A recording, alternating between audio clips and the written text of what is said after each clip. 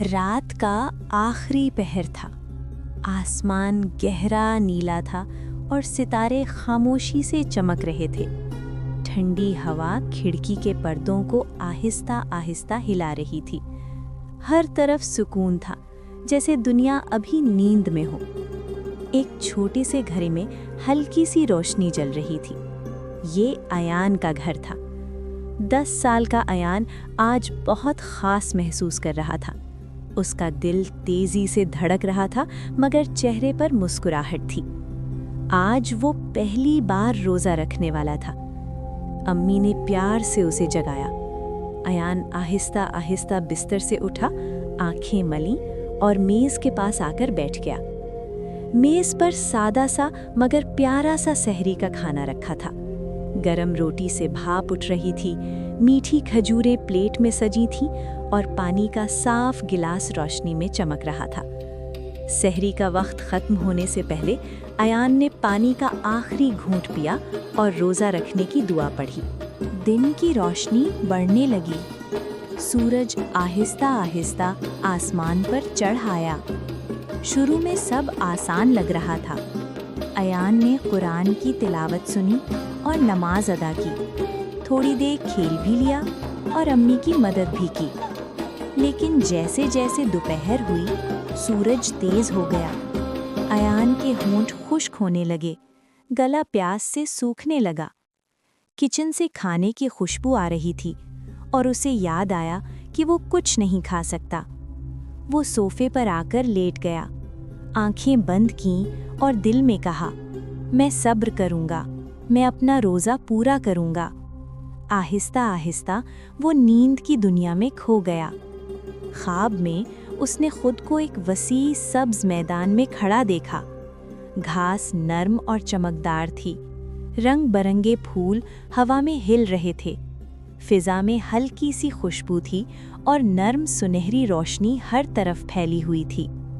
अचानक आसमान से रोशनी की एक लकीर नीचे उतरी। उस रोशनी में से एक सफ़ेद घोड़ा नमूदार हुआ। वो आम घोड़ा नहीं था, उसके बड़े बड़े चमकते हुए पर थे। जब वो अपने पर हिलाता तो रोशनी के नन्हे जर्रे फिजा में बिखर जाते, जैसे सितारे जमीन पर उतर आए हों। घोड़ा अयान के सामने आकर रुका। उसने नरमी से सर झुकाया, जैसे अयान को अपने साथ चलने की दावत दे रहा हो। अयान ने मुस्कुराकर उसकी तरफ देखा, फिर हिम्मत करके आगे बढ़ा। अयान घोड़े पर सवार हुआ। जैसे ही वो बैठा, घोड़ा आहिस्ता आहिस्ता जमीन से बुलंद होने लगा। पहले वो दरख्तों से ऊपर गए, फिर बादलों से भी ऊपर। बादल उनके नीचे नर्म रुई की तरह फैले हुए थे। सितारे उनके इर्द गिर्द चमक रहे थे, हालांकि दिन का वक्त था। हवा ठंडी और खुशगवार थी। अयान को न प्यास महसूस हो रही थी, न थकन। उसका दिल हल्का और खुश था। कुछ देर बाद उनके सामने एक सुनहरी दरवाज़ा ज़ाहिर हुआ।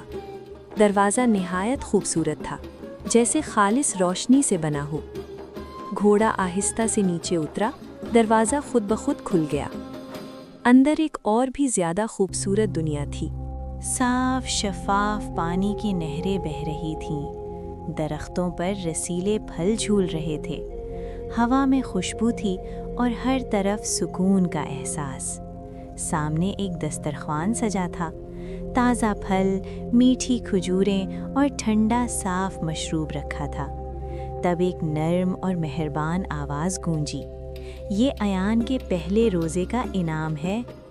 अयान की आंखों में खुशी के आंसू आ गए। एक ही लम्हे में उसे महसूस हुआ कि सारी प्यास ख़त्म हो गई है, सारी थकन दूर हो गई है। उसके दिल में अजीब सा सुकून भर गया। वो मुस्कुरा रहा था।